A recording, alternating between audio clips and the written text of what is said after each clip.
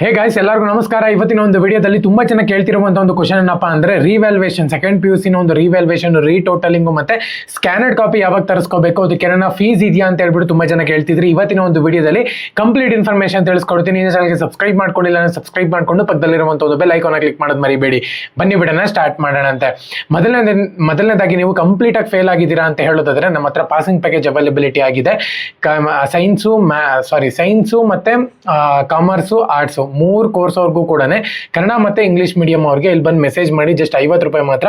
ಪ್ರತಿಯೊಬ್ಬರು ಕೂಡ ಬಂದು ಮೆಸೇಜ್ ಮಾಡಿ. ಎಲ್ಲರಿಗೂ ಕೂಡ ಯೂಸ್ ಆಗುತ್ತೆ. ಅದನ್ನ ಓದ್ಕೊಂಡ್ಬಿಟ್ರೆ ಸಾಕು, ಪಾಸ್ ಆಗ್ಬಿಡ್ತೀರಾ. ಬೇರೆ ಯಾವುದು ಎಕ್ಸ್ಟ್ರಾ ಓದ್ಕೊಳ್ಳುವಂತ ಒಂದು ಅವಶ್ಯಕತೆ ಇಲ್ಲ ಎಕ್ಸಾಮ್ 2ಗೆ. ಓಕೆನಾ?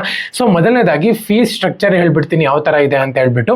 ಸ್ಕ್ಯಾನರ್ಡ್ ಕಾಪಿ, ಒಂದು ಸ್ಕ್ಯಾನರ್ಡ್ ಕಾಪಿ ನೀವು ತರಿಸ್ಕೊಂತೀರಾ ಅಂತ ಹೇಳೋದಾದ್ರೆ 530 ರೂಪಾಯಿ ಇದೆ ಅಂತಾನೆ ಹೇಳ್ಬೋದು. ಸೊ ಒಂದ್ ವೇಳೆ ನೀವು 2 ಸ್ಕ್ಯಾನರ್ಡ್ ಕಾಪಿ ತರಿಸ್ಕೊಂತೀರಾ ಅಂದ್ರೆ 530 ರೂಪಾಯಿ ಪ್ಲಸ್ 530 ರೂಪಾಯಿ. ಸೊ ಇಂಟು 2 ಮಾಡ್ಕೊಂಡ್ರು ಕೂಡ ನಡೆಯುತ್ತೆ. ಒಂದ್ ವೇಳೆ ನೀವು 6 ತರಿಸ್ತೀರಾ ಅಂದ್ರೆ 530 ರೂಪಾಯಿ ಇಂಟು 6 ಹಾಕಿದ್ರೆ ಎಷ್ಟು ಬರುತ್ತೆ ಅಮೌಂಟು ಅಷ್ಟು. ಓಕೆನಾ? ಸೊ ನೆಕ್ಸ್ಟ್ ಬಂದ್ಬಿಟ್ಟು ರಿವ್ಯಾಲ್ಯೂಯೇಷನ್ಗೆ ಬಂದ್ಬಿಟ್ಟು 1670 ರೂಪಾಯಿ ಇಟ್ಟಿದ್ದಾರೆ ಅಂತಾನೆ ಹೇಳ್ಬಹುದು. ರಿವ್ಯಾಲ್ಯೂಯೇಷನ್ ಮಾಡಿಸ್ಬೇಕು ಅಂತ ಹೇಳೋದಾದ್ರೆ ಕಾಸ್ಟ್ಲಿ ಇದೆ. ಸ್ವಲ್ಪ ಹುಷಾರಾಗಿ ನೋಡಿಕೊಂಡು ಕ್ಲೀನಾಗಿ ಅಪ್ಲೈ ಮಾಡಿ. ಓಕೆನಾ? ಸೊ ಅದಾದ್ಮೇಲೆ ರೀಟೋಟಲಿಂಗ್ಗೆ ಯಾವುದೇ ಒಂದು ಚಾರ್ಜಸ್ ಇಟ್ಟಿಲ್ಲ ಅಂತಾನೆ ಹೇಳ್ಬೋದು. ಸೊ ಸ್ಕ್ಯಾನರ್ಡ್ ಕಾಪಿ, ರಿವ್ಯಾಲ್ಯೂಯೇಷನ್ ಮತ್ತೆ ರೀಟೋಟಲಿಂಗ್ಗೆ 3ಕ್ಕೂ ಹೇಳಿದ್ದೀನಿ ಅಂತ ಅನ್ಕೊಂತೀನಿ. ಇದರಲ್ಲಿ ಫ್ರೀ ಅಂದರೆ ರೀಟೋಟಲಿಂಗ್. ನಾನು ನಿಮಗೆ ಸಜೆಸ್ಟ್ ಮಾಡೋದು ಸ್ಕ್ಯಾನರ್ಡ್ ಕಾಪಿ ತರಿಸ್ಕೊಳ್ಳಿ. ಫಸ್ಟು ತರಿಸ್ಕೊಂಡು ಅದಾದ್ಮೇಲೆ ನೀವು ರಿವ್ಯಾಲ್ಯೂಯೇಷನ್ಗೆ ಹಾಕೋದು ತುಂಬ ಒಳ್ಳೇದು. ಸ್ಕ್ಯಾನರ್ಡ್ ಕಾಪಿಗೊಂದು, ರಿವ್ಯಾಲ್ಯೂಯೇಷನ್ಗೊಂದು. ಸೊ ಇವೆಲ್ಲನೂ ಕೂಡ ತುಂಬ ದುಡ್ಡು ವೇಸ್ಟ್ ಆಗುತ್ತೆ. ಸೊ ಹಂಗಾಗಿ ನಿಮ್ಗೆ ಯಾವ ಡೌಟ್ ಇದೆ ಅದನ್ನು ಮಾತ್ರ ತರಿಸ್ಕೊಳ್ಳಿ. ಓಕೆನಾ? ಸೊ ಮೊದಲನೇದಾಗಿ ಅಪ್ಲೈ ಫಾರ್ ಸ್ಕ್ಯಾನರ್ಡ್ ಕಾಪಿ. ನೀವು ಸ್ಕ್ಯಾನರ್ಡ್ ಕಾಪಿಗೆ ಅಪ್ಲೈ ಮಾಡ್ತೀರಾ ಅಂತ ಹೇಳೋದಾದ್ರೆ ಇವತ್ತಿಂದ ಏಪ್ರಿಲ್ 10ನೇ ತಾರೀಕಿಂದ ಸ್ಟಾರ್ಟ್ ಡೇಟ್ ಇದೆ. 11 ಗಂಟೆಯಿಂದ ಶುರುವಾಗುತ್ತೆ.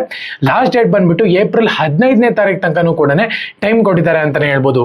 ಒಂದು ವೇಳೆ ನೀವು ಸ್ಕ್ಯಾನರ್ಡ್ ಕಾಪಿನ ಡೌನ್ಲೋಡ್ ಮಾಡ್ಕೊಂತೀರಾ ಅಂತ ಹೇಳೋದಾದ್ರೆ ಅಪ್ಲೈ ಇವತ್ತು ಮಾಡಿ. 12ನೇ ತಾರೀಕು ನೀವು ಅಂದ್ರೆ ನಾಳೆ ಬಿಟ್ಟು ನಾಳದ್ದು 12ನೇ ತಾರೀಕು ನೀವು ಸ್ಕ್ಯಾನರ್ಡ್ ಕಾಪಿನ ಅವರ ಒಂದು ವೆಬ್ಸೈಟ್ ನಲ್ಲಿ ನೀವು ಡೌನ್ಲೋಡ್ ಮಾಡ್ಕೋಬಹುದು. ಓಕೆನಾ?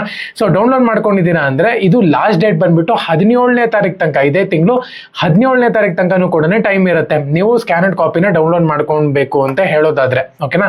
ನೆಕ್ಸ್ಟ್ ಅಪ್ಲೈ ಫಾರ್ ರಿವ್ಯಾಲ್ಯೂಯೇಷನ್ ಮತ್ತೆ ರೀಟೋಟಲಿಂಗ್ಗೆ ಏಪ್ರಿಲ್ 13ನೇ ತಾರೀಕಿಂದ ನಿಮ್ಗೆ ಇಲ್ಲಿ ಪೋರ್ಟಲ್ ನಲ್ಲಿ ಓಪನ್ ಇರುತ್ತೆ ಅಂತಾನೆ ಹೇಳ್ಬೋದು. 13ನೇ ತಾರೀಕಿಂದ ಹಿಡಿದು 19ನೇ ತಾರೀಕು ತನಕನೂ ಕೂಡ ನಿಮ್ಗೆ ಟೈಮ್ ಇರುತ್ತೆ. ಒಂದ್ ವೇಳೆ ನೀವು ರಿವ್ಯಾಲ್ಯೂಯೇಷನ್ ಮತ್ತೆ ರೀಟೋಟಲಿಂಗ್ ಮಾಡ್ತೀರಾ ಅಂತ ಹೇಳೋದಾದ್ರೆ ಎಲ್ಲಿ ಹೋಗಿ ನಾವು ಅಪ್ಲೈ ಮಾಡಬೇಕು? ತುಂಬಾ ಜನ ಇದನ್ನ ಕೇಳ್ತಿರ್ತಾರೆ.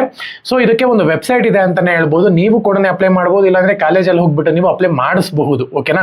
ಸೊ ನಾನು ನಿಮಗೆ ವೆಬ್ಸೈಟ್ ನ ಒಂದು ಲಿಂಕ್ ನಮ್ಮ ಒಂದು ಟೆಲಿಗ್ರಾಮ್ ಚಾನಲ್ ಅಲ್ಲಿ ಕೊಟ್ಟಿರ್ತೀನಿ.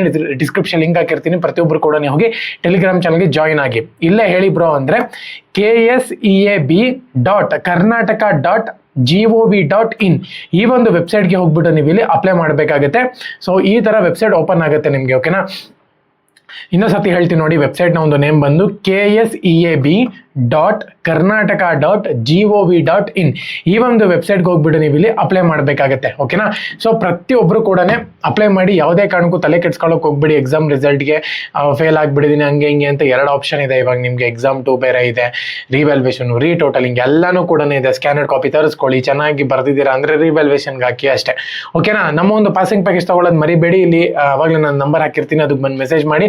ಪ್ರತಿಯೊಬ್ಬರಿಗೂ ಕೂಡ ಪಾಸಿಂಗ್ ಪ್ಯಾಕೇಜ್ ಸಿಗುತ್ತೆ. ಓಕೆನಾ? ಎಲ್ಲರಿಗೂ ಕೂಡ all the best. Jai Hind, Vande Mataram.